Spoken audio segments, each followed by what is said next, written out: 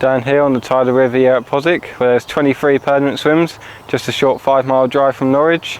The drive here is easy, just a turn off the A47 and you're on the track. It's a bit bumpy, but if taken slowly it's fine for most cars. On the way here, if you need any bait or tackle, there's PW Angling on Long John Hill. At the bottom of the track there's car parking space for 6 to 8 cars.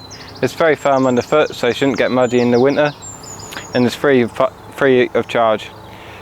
In 2012, in conjunction with the Broads Angling Services Group, the Environment Agency purchased and refurbished this 500 metre stretcher bank, putting in 23 swims, including 2 disabled access swims, with 500 metres of hard, standing, self-binding gravel pathway that doesn't get muddy even throughout the wet winter months.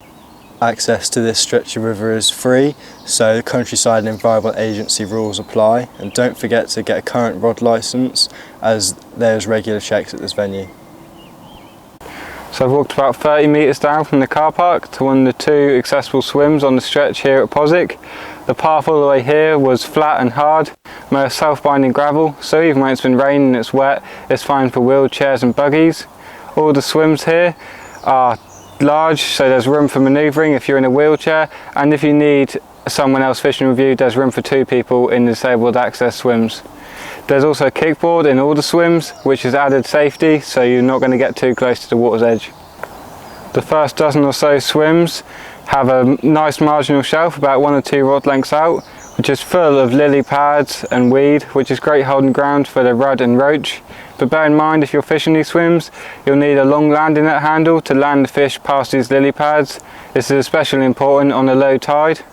Just past that marginal shelf, it drops down to 10 or 12 foot, where you'll find the pike, perch, roach and bream. And then right in the middle of that channel you'll find the big shoals of bream, which the Broads are famous for. In these swims, trotting a float or pole fishing on the shelf or just past it with maggots is a great way to present a bait, but if you want to fish for the bream in the deeper channel, it's going to go far wrong with a feeder. Fished into the middle of the channel.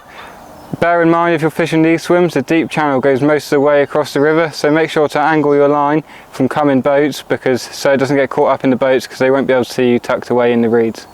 The swims further up are a little bit different, so let's go have a look at those.